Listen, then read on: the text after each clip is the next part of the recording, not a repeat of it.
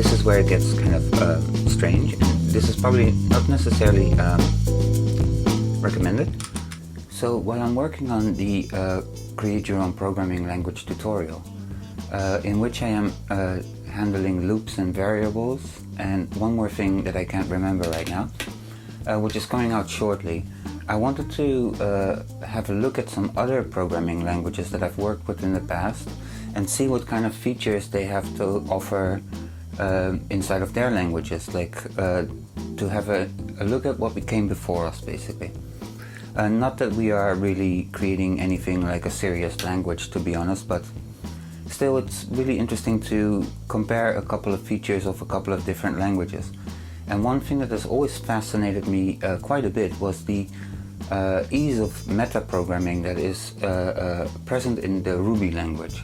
So in this video we're going to look at some general overview on what you can do with metaprogramming in Ruby. So let's create a Ruby directory here and enter that.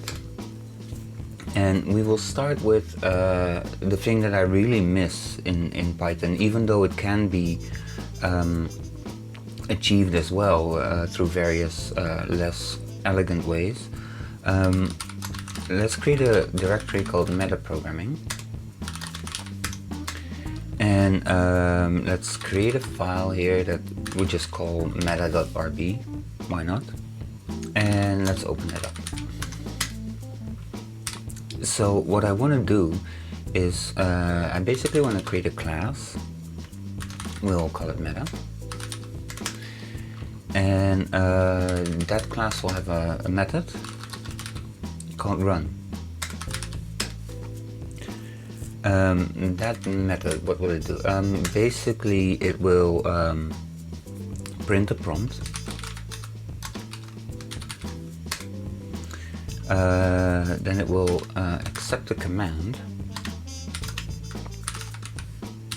and again we have to remove the /n from that command, very similar to what we did in the was it in the BBS one? Yeah, I think so. And then we have a response that is coming from an interpreter, run method, and it will take a response and a command. So we need to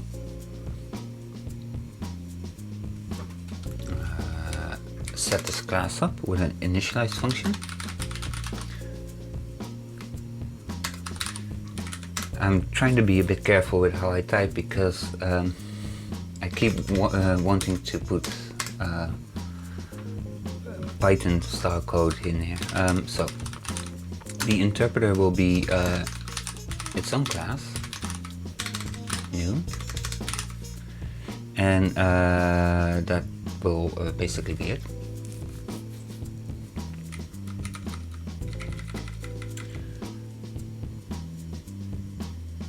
Right, so and then we need to include a file, or in this case a require, and we call that from the lib directory into, actually let's just get it right from the root. Okay, then all we need to do is just say meta is meta.new and meta.run.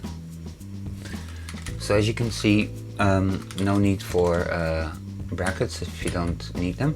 The new method, it will always call this initialize function first. It will create a new instance of the class and then call the initialize function on it. You can omit the initialize function if you do not need it.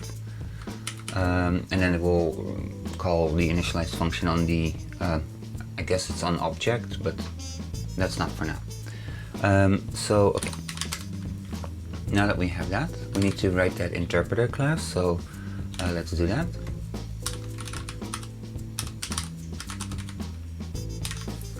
RB. So this is a class in which we call the interpreter. one of those things that you can see is different. Actually, we can omit the initialize class here. We just need the run function, and that took a response and a command and an end. You can see that I need those end statements everywhere in lieu of what Python does is it uses tabs as actual values, and Ruby just ignores them, so you need to have specific end statements or closing statements for every block. Now the first very interesting thing comes along, and we have seen this in the Create Your Own Programming Language video, that sometimes we want to send a string as a message to an object.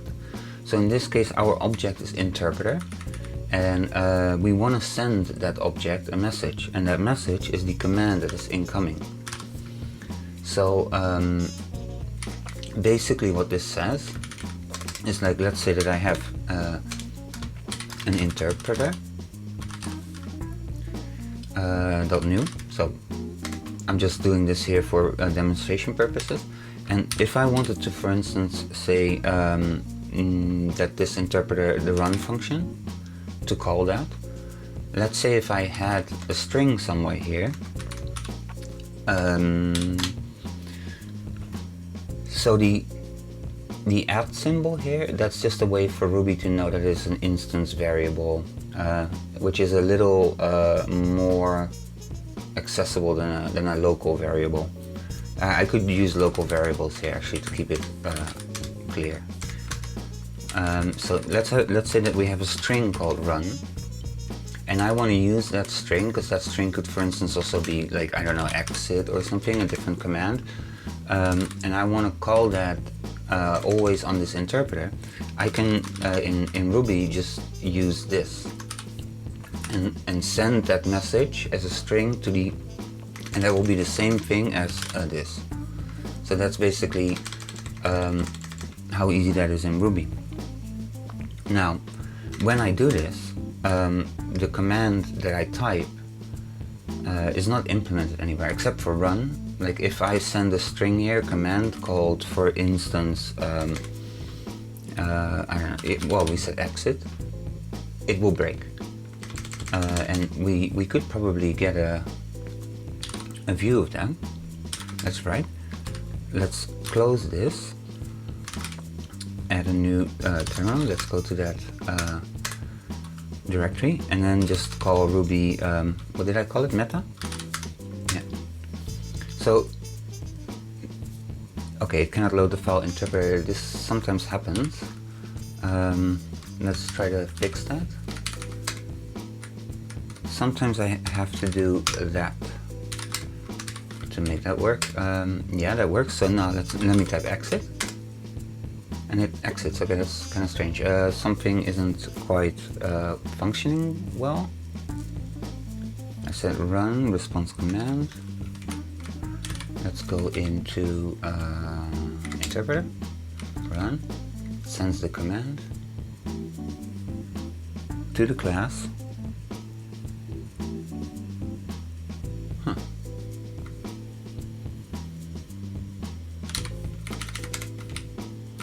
Run.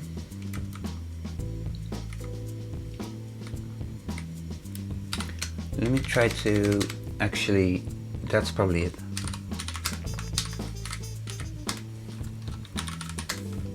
No. Very strange, it should break, but why isn't it?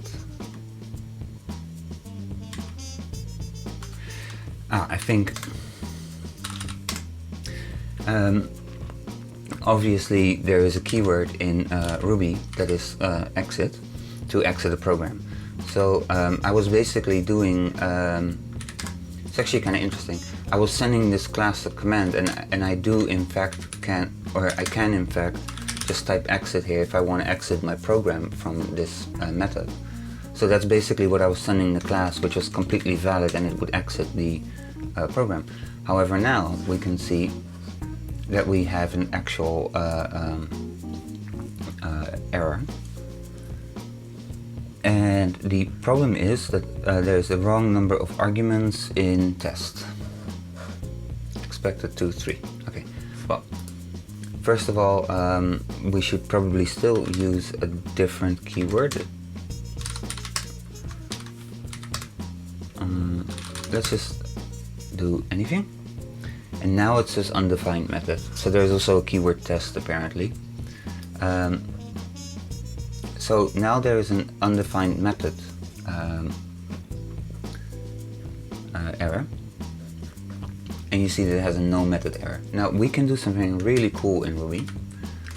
And this is what is like, this is what like things like active record are built on, but that's kind of outside of the scope here, but this is a very sort of used pattern. What we can do is we can overwrite the actual error message in this class. So if we do method missing and we accept a method, its arguments and a block. Oops. I said method, arguments and a block. We can now, for instance, print something here, run it again, type any random code, and it will say hi there. It will no longer give us an error message, because what we've done is the actual undefined method error, which calls method missing under the hood, we've overwritten that and added new code to that error. What I can do now,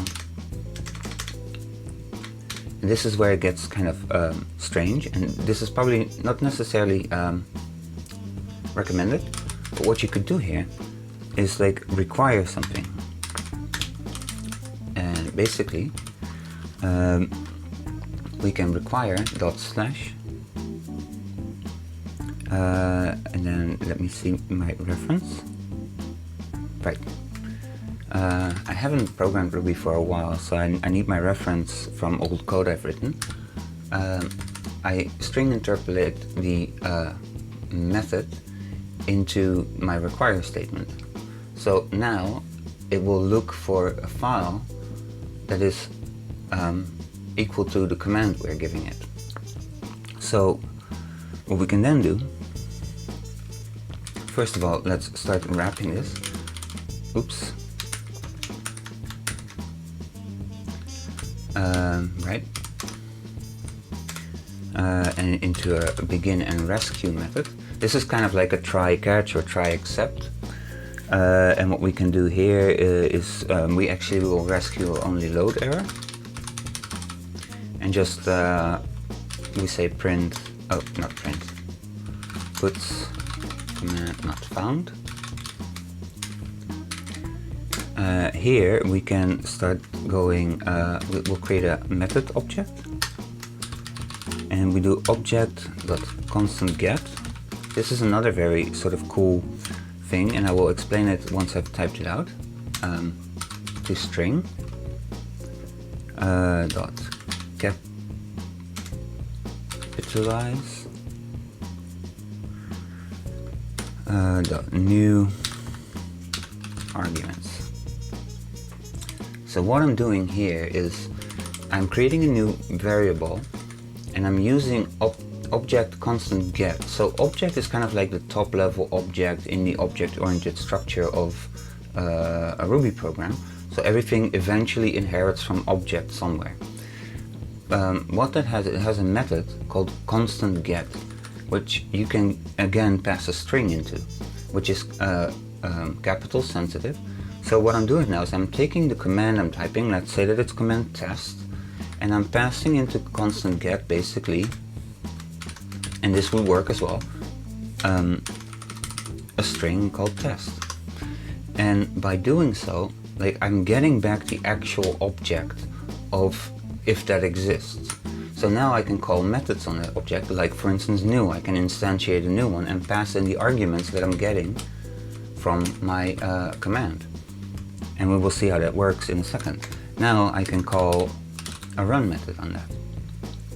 So what we need to do now, because this will still fail if we run it now, and let's say that we have a command called boo. there is a name error that should actually be caught. The load error. Oh, I should actually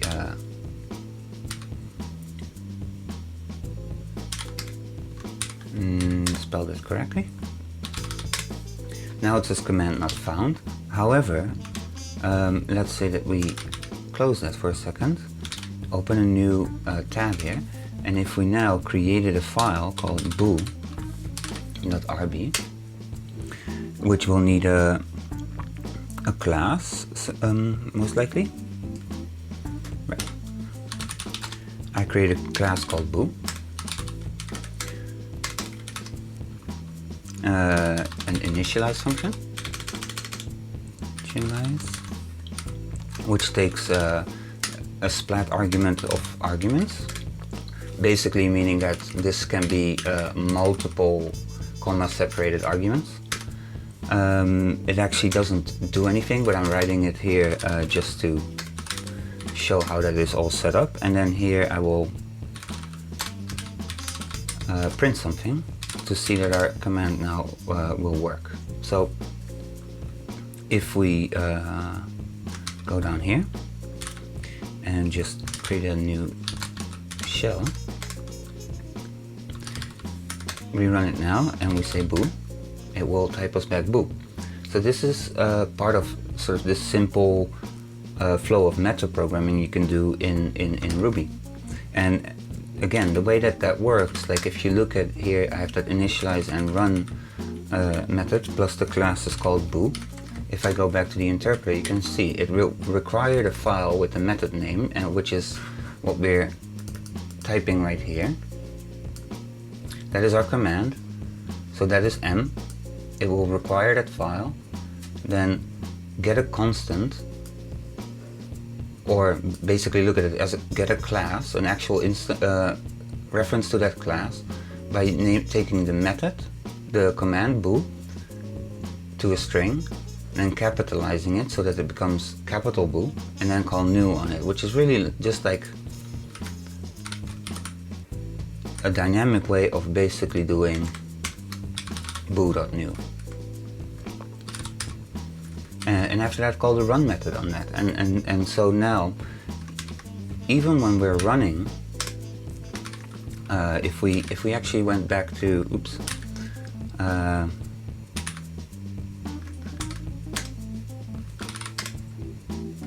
damn it. If we went back here, and we now wrap this in a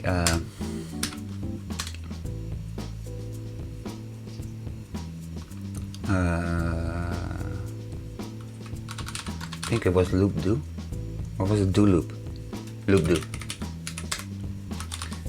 So basically we will do that. We now have basically something like hot swappable code or something, because when we run this now, we can call boo, we can call something random, command not found. We couldn't call oob. Oob is still command not found. However, if we went into this file, copied everything, create an oob.rb, paste it, rename this to oob, and then return oob. Now I haven't restarted this program at all, and why is it doing that? Hold on. It should be printing oob. Oops. Did I not save that? Am I going kind of crazy? I left that in there, so I said object.const get m.2s. Capitalize. Now I will have to restart it, so what we will do is, I know what we'll do. So, we have the command bool, we have the command oob. Now, we don't have any random command, but now, let's rename this to triple oob.